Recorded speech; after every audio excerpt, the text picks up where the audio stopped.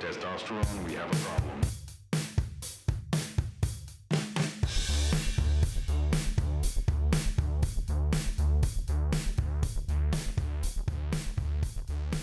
This is Outside the Manosphere, where two guys with zero credentials dive past the cliches of masculinity and try and become better friends by actually talking to each other. It's weirdly hard, but we're doing it anyway. Join us.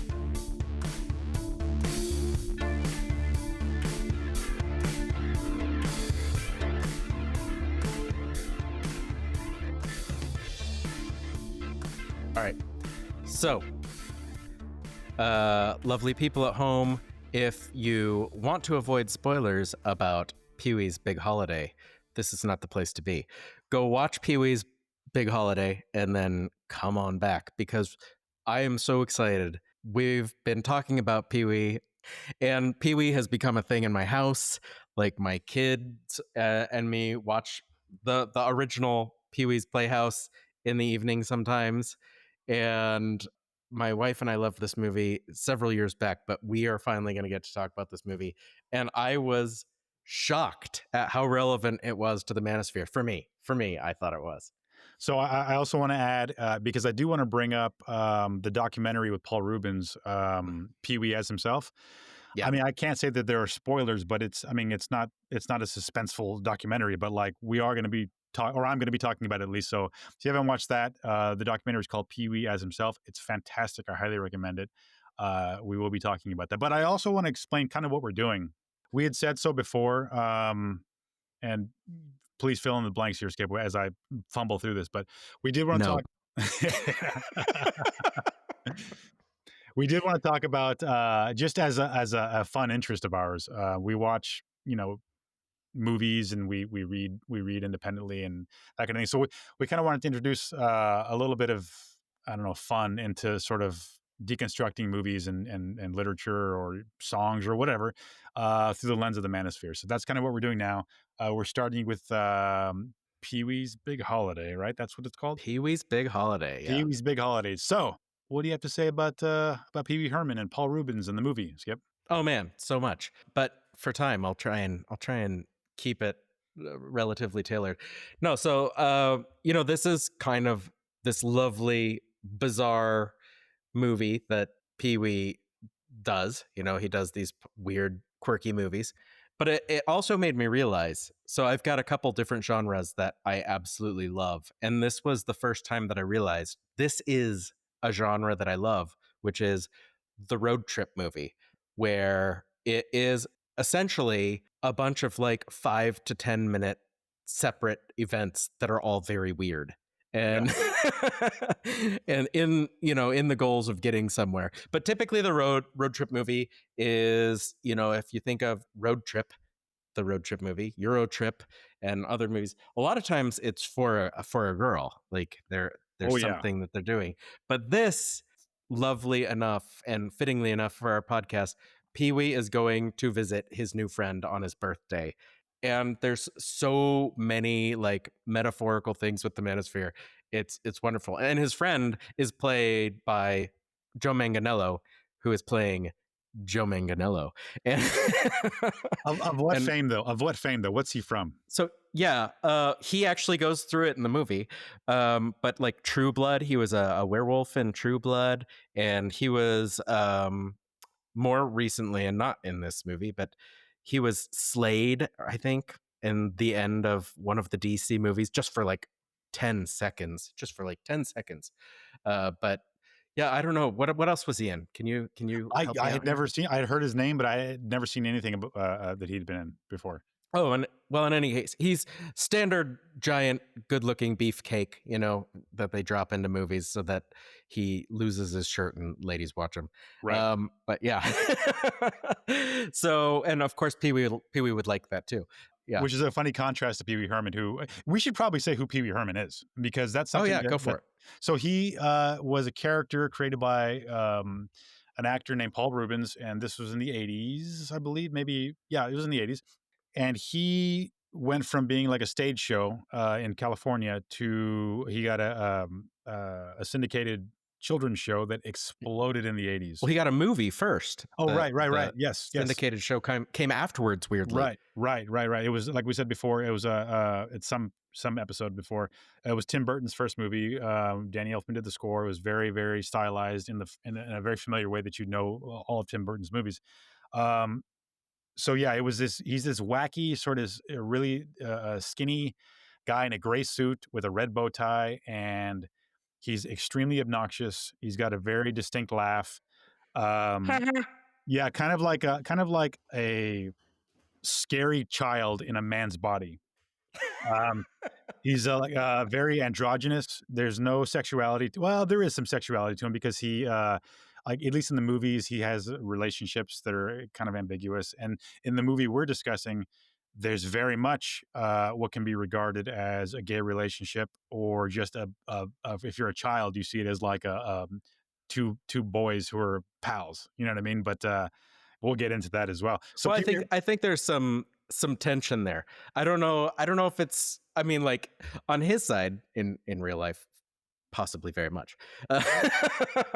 But I think for me in the movie, it played as just this very childlike, idealized thing with some sexual tension, no doubts about it. But it really was about the friendship, which was, for me, that's how I read it, was lovely. I was watching it from like a dual perspective the whole way, because I could absolutely see it the way you're describing. Because you can sit down children and watch this, and they're going to be clapping their hands. I mean, like rooting for Pee-wee to get to New York from wherever he was at, and all these obstacles keeping him from getting to this guy's birthday party, and then the sort of sadness that what Joe, what's his face, is experiencing when he doesn't think Pee-wee's going to make it, and he's pouting in his room, and he's like, Pee-wee's not going to be here. I can't believe he didn't show, and I'm so stupid for wanting him and for wanting him to come. And then Pee-wee's upset because he's not going to make it, and he's continually dreaming about when they meet, and the dreams are in Spanish, which is hilarious. And I love the dreams, slow motion in Spanish. But so you can watch it from a child's perspective, is like, these are two friends, and like there's a misunderstanding that one of them doesn't want the other, and they don't want to be in each other's, they don't want to be friends anymore, but it's just a misunderstanding, and in the end it's resolved, and then they're happy and they're playing together. Or you can look at it from I mean, to me, it's not even about like, well, you could look at it that way. To me, it's unmistakable, and it's impossible as an adult to not view it as a gay relationship, because I mean, Paul Reubens himself in the documentary has said, like, yes, there's absolutely gay undertones in Pee-wee's Playhouse, or in anything Pee-wee Herman, because he himself was a gay man, a closeted gay man, unfortunately. And I guess we could talk about that in a second as well. But yeah, I don't see any other way of looking at it from an adult perspective. Like, you can't unsee the gayness in it, not as a negative thing, but like that's clearly what it is. And but from a kid, you're not going to see it unless like somehow you have exposure to that sort of thing. Well, so for me, it was a little more playful than that, because like there are the undertones, and they're very obvious undertones, but he plays with it. He plays with those undertones, and he plays with who he is. And for me, it's like he's walking up to that edge, but he's saying, no, this actually is about two men that want to be friends. They want friendship and stuff like that. Even though, like, yes, I, as an actor, I'm gay, and I am putting all these sexual undertones. And that's one of the things that's really enjoyable about it, is kind of this double view. But I think if you take the movie at its word, then, you know, it really is just, it's about this longing for that connection and friendship that he has. And so that's how I took it at like its face, and all that subtext and all that heavy imagery is something that's there as another layer on top of that for comical effect, because of the things that we know in real life. And I feel like it's one of the things that this movie actually does really well, is without talking directly to you, except for one time. Which time was that? I don't remember that part. So it was actually when he was talking to Joe Manganiello about what movies he was in, and one of the movies was Magic Mike, and Pee-wee goes, "You'd think, but no." because my Magic Mike is about men stripping. And he's like, you haven't seen any of my movies? And he goes, Magic Mike. And Pee Wee goes, you'd think, but no. Okay, okay. And it's like, he's breaking the fourth wall there. Like, you'd think, because, I am clearly gay. And I'm acknowledging that I actually in real life have seen this movie, but my character hasn't, because my character is just a childlike guy. And so I thought it was one of the things that this movie does so well is it sort of breaks the fourth wall many times without breaking it. And I'll get to some of the other parts as we go through it. But like, there's another character named Pee-wee, and he also at one point is in the hole at the end of he's in the hole at the end of the movie, and he can't get out in a well. And a devil version of Pee-wee shows up, and through those interactions, he's able, as Paul Reubens, to talk to the character that he's played all these years in a really clever way that I think you could easily miss. But it was really another enjoyable like level of depth in this movie. But yeah. Well, you described taking it at face value, which is the proper way. If you're going to be deconstructing a work, that's how you do it. But I guess also I was looking at it from what I know about Paul Reubens and what I know about his work as Pee-wee Herman, and which is why it's unmistakably gay for me. I mean, it's not unmistakably for anyone else too. So if you look at his work as a children's personality, it was very, very subtle in Pee-wee's Playhouse. Like there was, I mean, and rightly so.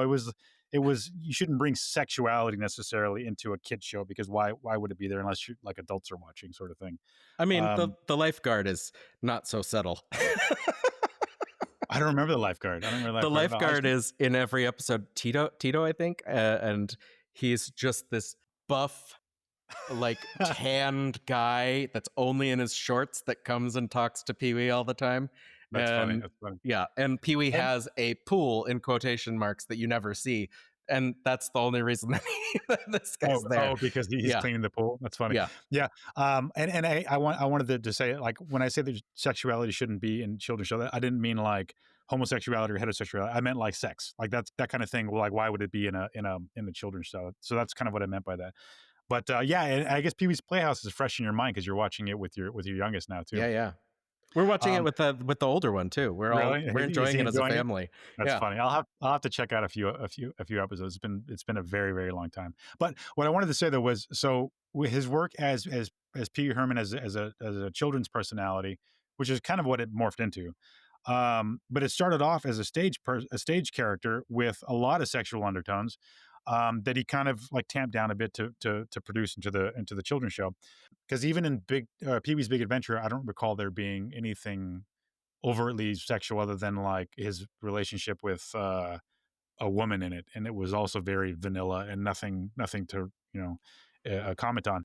So he had Pee-wee's Big Adventure as a movie. He had the career as a children's personality, and then he had Big Top Pee-wee, which is like a sequel to the Pee-wee movies. And then Pee-wee's Big Holiday was the first movie, I think, after he had a big scandal in like 1990, I think, where he was, and the documentary of Pee-wee as himself really doesn't go into it a lot, but it describes his whole career as Pee-wee Herman. And in the 90s, in the documentary, he says how he started off his acting career as an openly homosexual man. And he made the decision, which I think is so tragic. I mean, so tragic. But he made the decision for his career to go back in the closet and not be openly gay anymore. And he in the documentary, he describes how that directly contributed to what happened in the 90s, where he was in an adult movie theater. Yeah. An adult movie theater showing like gay pornography. And as people do, or as men do, I should say, in these adult movie theaters, he was holding himself, I think was what the charge was, or something like that. No, I've never been to one of these places, but I assume that's kind of what everybody does. Oh yeah, that's what we do. Yeah. No, I've never been to one either, but I feel like that's the purpose. Yeah. Yeah. The whole logic behind that is you're not going for the story. I'm not. No. Yeah. So yeah, he got arrested, and it was like a big mugshot, and his career as in a children's show ended with that arrest. and I think, and then it became like public that he was probably gay. I don't know that how like openly that was, but anyway, all that's to say, and he made a still come back and kind of reprise his character Pee-wee Herman Mhm. in various roles, but not ever as a children's show host anymore. Yeah. Right. But he, all that's to say is that Pee-wee's Big Holiday was the first big thing that he did as Pee-wee Herman, where all that the cat was out of the bag. You know Yeah. what I mean? So it was not so subtle anymore. And I hadn't seen anything in his persona as Pee-wee Herman where it was that overtly gay. Oh yeah. And it was great. I mean, like that's what he wanted to do, and that's what I mean. I mean, he was a gay man. Pee-wee Herman was this weirdly non-sexual slash sexual slash who knows character, and he was able to really just run with it, and that's what he wanted to do. And I'm glad that worked out for him in the end of his the end of his life. Yeah, no, and I think it's very, like as you watch the movie, like for me, I watch it and I see the same things that you see. I see like this is the gay fantasy on the level of Paul Reubens making the movie. But then within the movie, I feel like I'm going to make one more pitch that this is just friendship, which is that the movie actually opens in a dream sequence where he's saying goodbye to an alien. Oh, right. And there's clearly nothing sexual there, but he's Yeah. like, I've had such a connection with you, and like there's this losing this relationship, and then he goes to work, and his quartet is breaking up with him, so he's losing all his friendships, Right. and specifically male friendships, and he's entering this male loneliness epidemic. Yeah. He's alone, and he doesn't, like, there's a girl that clearly likes him on the way to work, and he's like, I gotta get away from you. He says that line that he says several times, let me go, which is great. And there's all these kind of manosphere things of just like, he's lost his male friendships. There's actually people that like him, but he doesn't really want to get closer with them. His life is changing. He's losing all these things that you have, whether it's school or work or things like that. And so then Joe Manganiello comes in, and they have, like you and I did, an instant connection. I did have slow-mo dreams of you in Spanish that continue to this day. And I gotta say, the slow motion dream sequences alone are worth watching this movie for. Oh, they're that's so funny. Yeah. they're so funny, and they're so amazing. And Yeah. at the same time, they are both so sexual and they are so innocent at the same time, which is amazing. And there's fireworks going off, I think, in every sequence, right? There's just like I think so. sparklers, and it's like, it's like this big, yeah. Yeah. Going back to sorry, go ahead. I was just going to agree with you. So going back to your argument, though, that it was, I mean, it's not an argument, whatever. We're not really debating this, but no, this is a hill I'm going to die on, Carlos. Yeah. So though, when you were describing the making your case that it's like, I mean, I think it's half and half. It is a friendship story. It is like a love story, but the alien dream sequence in the beginning, which I totally forgot about. I feel like that was the baseline. Like, hey, this is wacky. Don't take it seriously. Right. And then you can, which is the safe play. I think, you know what I mean? Like it was establishing like, hey, everything you're about to see, don't get outraged if you're like a heterosexual man who's showing this to your kid. You know what I mean? Like this is an alien. This is all ridiculous. And then the other thing is his friends are rejecting him. You can make a case that's like what, this is a rejection of who you are, and we don't want you around, and we're going to go, because I think it was under false pretenses, right? They're all too busy to do something with him. No. Well, it seemed like I didn't take it under false pretense. It's very interesting that we had such different reads on this. So yeah, like one of them had gotten a promotion at work, and one of them was getting married and having a kid, and so like all the kinds of things that, like in that article that we talked about a little while ago about where did all my male friendships gone, it was all those things. And then the third guy was a complete joke. He was like, I've got bowling league or something like that. Yeah. But yeah, it was like I think 10 years before this thing that we just talked about in this article. It was those same kind of things. But like, I totally see your read on this, and I'm enjoying this. Oh, I'm not done. So And then so as you said, he deflects the woman's advances, and he does that throughout the movie too. There's like a whole like litter of like farm gals that are like after him. They want to marry him. Remember the farmer is trying to like kidnap him into marrying his like Oh yeah, yeah. one of his 10 daughters Well, or it's the something like Farmer that. Brown joke come to life, right? Which one is that? Oh, there's just a lot of like Farmer Brown jokes where Oh, okay, you okay. go to a farm and the guy's like, "Don't sleep with my daughter" or whatever. Yeah, yeah, yeah, So yeah, it's yeah, just yeah. like the living embodiment of this But joke. they're like coming in through the windows and stuff when Oh he's trying yeah, to sleep. Yeah, yeah. He's deflecting that even when he meets the girl or the woman in the story who's like a bandit, and her name is also Pee-wee, and she like gives him the switchblade with this engraved Pee-wee or whatever. yeah. There's a kind of affection there too that he never really bites down on. But all that's well into the story. But the woman that he deflects in the beginning, the rejection by his friends, the establishment that this is a ridiculous story because he's also saying goodbye to an alien. He's also living in a small town somewhere in America. Yeah. I don't know where it is. And this hunk comes in from New York City with new ideas, new perspective, and Pee-wee's like falls head over heels. And he, without that introduction, he would have never like opened his eyes to what or who he really is. You know what I mean? And so yeah, I don't know. There's cases to be made, but I do think it's right down the line, though. I think it's for both. You know what I'm going to go with? I'm going to go with a third option here. I'm Okay. going to go with the option because, especially after watching the documentary and seeing just how smart Pee-wee was, and he was working with some smart people, Paul Rust and Judd Apatow. They're guys from Hollywood that write funny things. I think it's both. I think that they intended for it to be both, For sure. And I think it's actually like I'm redefining it as two movies in one movie. Yeah. And it's really fun. It makes it work on a whole nother level.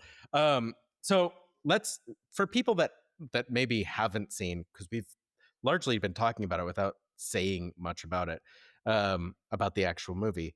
Like, so yeah, he's getting rejected by his friends. He's Joe Manganiello comes into the bar. They both love root beer barrels, which is a candy that I'm not sure if it's even real. I don't think I've ever had one. I've never heard of it. Yeah. Okay. So, but in any case, they both have this favorite candy, and Joe Manganiello is just way too cool. And he's into all the same thing. He thinks all the things that Pee-wee's doing are fascinating, including his little replication of the town. And I think they start speaking in like synchronization. They're like saying the same things. That's right. Yeah, you're right. Yeah, it's very much like a soulmate sort of vibe to they've just or twin flames or whatever, you know what I mean? They're the same person. Exactly.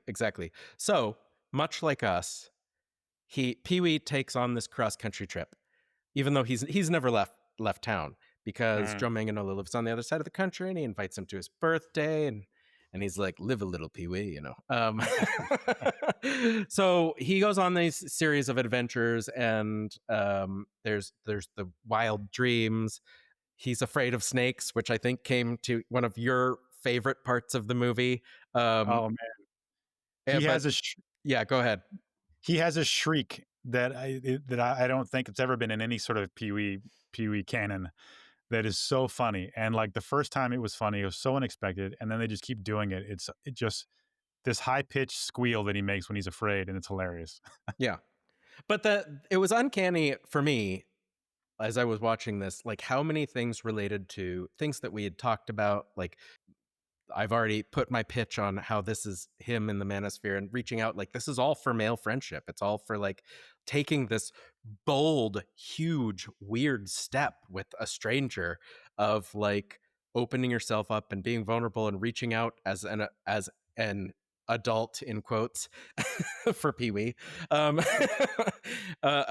like going like really to the ends of the earth to become friends. But in the snake scene, so they go to this snake museum or something where he's confronting his fears in this thing. There's in the parking lot, there's a snake in the background statue that's like the Ogopogo statue. And I don't know if you caught that, but I was like, "Oh, snake Ogopogo." I feel like maybe I did because it sounds familiar, but I don't recall anymore. Yeah. And he goes through all these things, like where he's talking to people and he thinks he's not going to make it, and he's like, "Oh, Joe probably won't even know that I'm not there." And it's all these all these self-doubt things that you can hear echoed in the Manosphere and in incels and these things. And oh my God. And of course, there's the flying car. And then, do you remember Grizzly Bear Daniel? Because he has to parachute out of the flying car at one point, which I'm skipping a whole bunch of stuff, but he parachutes down into the woods and he's saved by Grizzly Bear Daniel.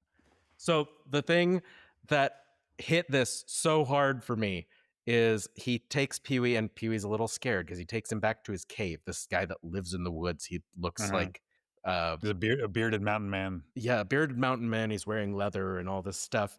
And he takes him back to his cave, and then he turns on a spotlight and he's on stage and he starts singing and he's, Dad, Dad, why don't you love me? Dad, Dad. Right.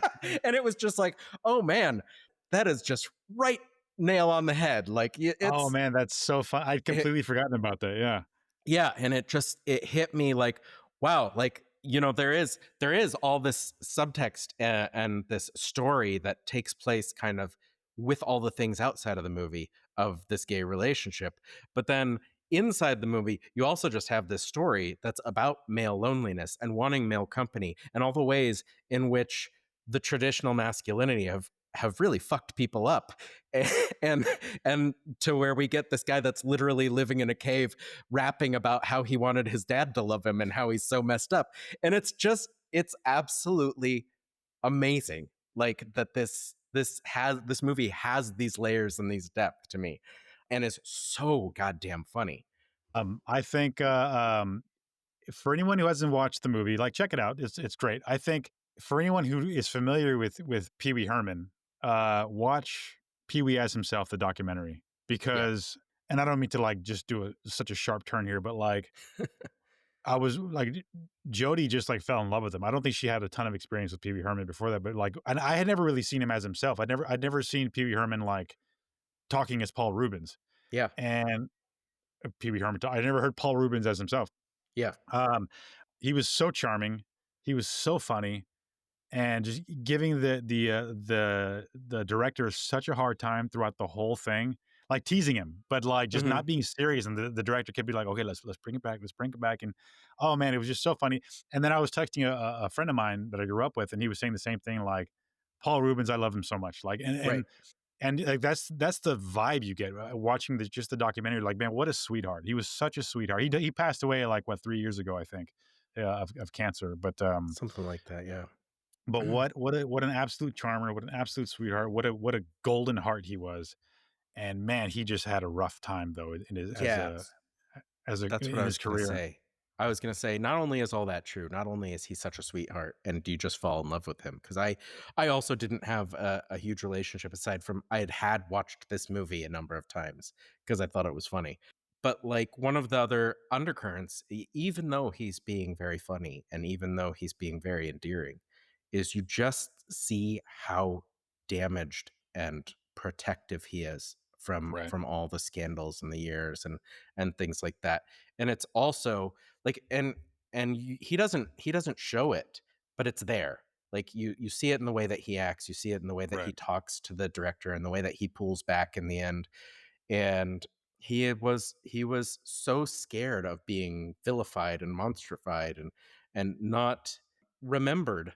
I think being remembered was a really big part of him, because like, you had sent me this clip of Conan O'Brien talking about him years later, and he does this in the documentary as well, where it's somebody's birthday and all day long he's sending them little things, whether they're his dentist or like his dog groomer or somebody that's part of his family. He just like spotlights people and makes them feel amazing that he's taken this time to do this.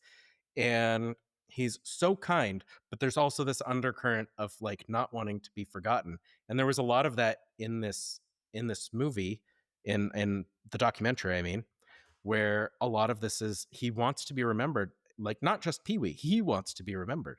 Yeah. And at the same time, we see that, and I'm going to bring it back around, watch this, to Pee-wee's big holiday, because we also see it where he meets back up with these criminal girls, and there's Pee-wee, one of the girls is named Pee-wee, and he says goodbye to Pee-wee, and you watch that, and it's Paul Reubens saying goodbye to this character, and it's really sweet.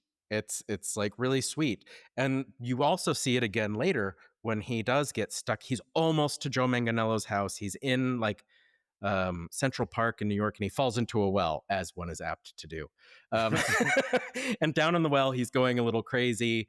And there's this devil Pee-wee, and the devil Pee-wee is saying all the terrible things to him that you can imagine him going through at these points in life, and about people not caring, and about how he's not special, and about people not realizing that he's gone, and things like that. And it's just this moment of doubt that play really well within the movie.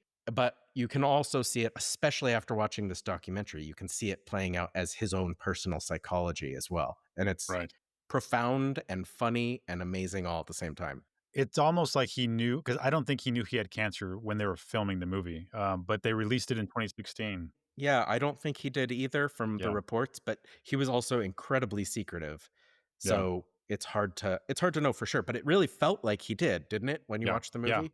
Yeah. But I don't think he did. But either way, like maybe it was this sort of sense that he didn't have much time. I don't know, because he battled cancer for like 6 years, I think, and he kept that very private. No, but I don't think anybody knew really. Yeah, bringing it back to the documentary though, he's very much protected. You can clearly see it. Yeah. And towards the end of it, he does pull away. He won't finish the documentary. He doesn't. You can see he wants to trust the director, but he's afraid to because of all the times people just took a bite out of him. You know what I mean? And like at one point, he was being accused of like child pornography and like. And it just hurt him. I mean, and I can totally get it. Like it was someone who was in his home. I don't know if he ever knew who it was. It was somebody who was in his home and like saw his collection of like vintage print porn and was like, oh, it's gay. It's It was like gay muscle porn. magazines and stuff. Yeah, it was like Muscle Guys. It was. I mean, no more graphic than like a Playboy, which isn't like penetrative, if that's a word. It's just like nude people. You know what I mean? Yeah. But there was no child pornography. They confiscated all his stuff. They finally, I think they were trying to prosecute him because he was a high profile person, but like they had nothing. And yeah, I think he did all that just burned him so badly that he was like, people are after me, and I don't know who is. But at the same time, even from early days before any of these things happened, he seemed just to be a very, and I don't mean this in a like damaging like relationship way. He was a very controlling person. He wanted to exert control to the very last over all of his projects and stuff, sometimes to his detriment. And it struck me as the same thing there, where like he backed out, I think because of fear, and I think because he had been burnt, but he also like right from the beginning, he was joking, not joking, where he was like, I am going to be directing this with you to the director. Right. He was like, yeah. I am going to be in control of this. And it was like a continual joke, but actually this is a real argument until he backed out. And ultimately, like he did record something, and right before he died, like he controlled the day before. It. He controlled it right to the end. So there was also this one of the things Jess said was like, he's so funny, but he seems like one of those people that maybe you wouldn't want to be friends with, like at the same time, or professional friends with anyway. Right. Exactly. But just like you fall in love with him in this documentary. You fall in love with just how smart he was, how quick he was, how quick-witted he was, and how much of a, how much of a unicorn he is in so many rights, at being like creative and wildly successful and just irreverently weird in a way that struck a chord with people. Whereas there's so many people that are just like weird and people are like, what is up with you, man? But but it was like, it was weird in a way that just resonated, and it resonated across all kinds of different demographics and ages. And it's just like such an amazing thing to be such a joyful person, even if he wasn't personally always very joyful. Like he brought a lot of joy to other people. And I don't want to like, we're talking about both of these, the movie and the documentary. They're both really well worth watching. And I would say I would watch the documentary before the movie, I think, because you'll be allowed to enjoy it on a different level of depth. But if you just want to go watch a movie and not think, that's cool too, and that it'll be good for that. Yeah, and it's absolutely safe for children to watch. I mean, there's no, Oh yeah. there's nothing sexual necessarily. Like the kid's not going to pick up on like the No, undertones. no. It's perfectly safe for children to watch. Yeah, no, we watched it with our 8-year-old and he loved it. He thought it was hilarious. Really, that's nice. That's nice to see a whole new generation. Yeah. Still being entertained by Pee-wee Herman. And it's so funny that he, watching the documentary, it's so funny that he took on the mantle of a kids show and took it so seriously, because before that, as you watch it, he was so devoted to his art. But like when he became a kids show host, he was no less devoted and he took it no less seriously, which is just kind of phenomenal and amazing, but at the same time so constricting for somebody that's so creative and so wild. And in many ways, part of why he was so wildly successful was he never allowed himself to be seen as Paul Reubens, which was kind of what this is. That's why it worked so well, and that's why it was so funny. He was credited as Pee-wee Herman, starring in Pee-wee's enter movie. Pee-wee as himself, like he was Pee-wee. Pee-wee was the actor as well. Right. Yeah. So like that's part of what this documentary is all about. Is I think he was the people in the documentary didn't know he was dying, and it was him and that fear and that control and that desire to have a legacy, to say, look, there's a real guy here, and I want to be heard and I want to be remembered, and he deserves it. Yeah. He definitely. So does Pee-wee.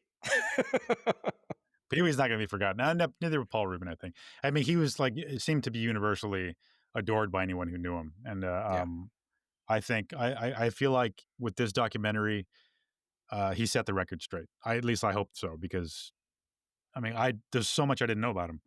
I didn't know really anything about him other than like he was Pee-wee Herman and his scandal. That's kind of all I knew about him, and I never had any question. I did read once that he commented on like, absolutely there was no child pornography, and to suggest that is like one of the most painful things anyone can ever say about me, because I would never hurt a child. Like, and that's but that's it though. Other than that, like, I knew his name, I knew his character, and I knew his movies, and that's and then his scandal. That's it. And so yeah, it was really, really pleasant.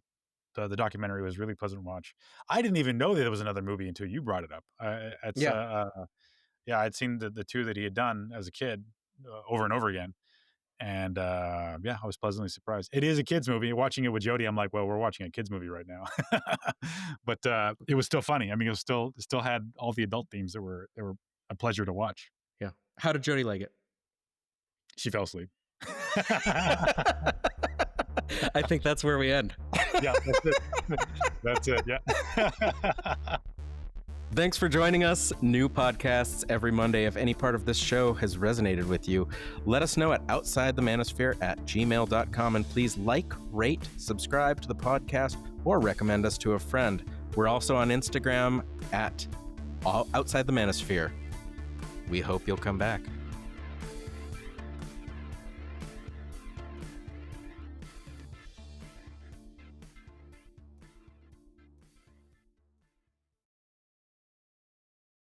Let's try Pee-wee. You want to see if we can keep it shorter?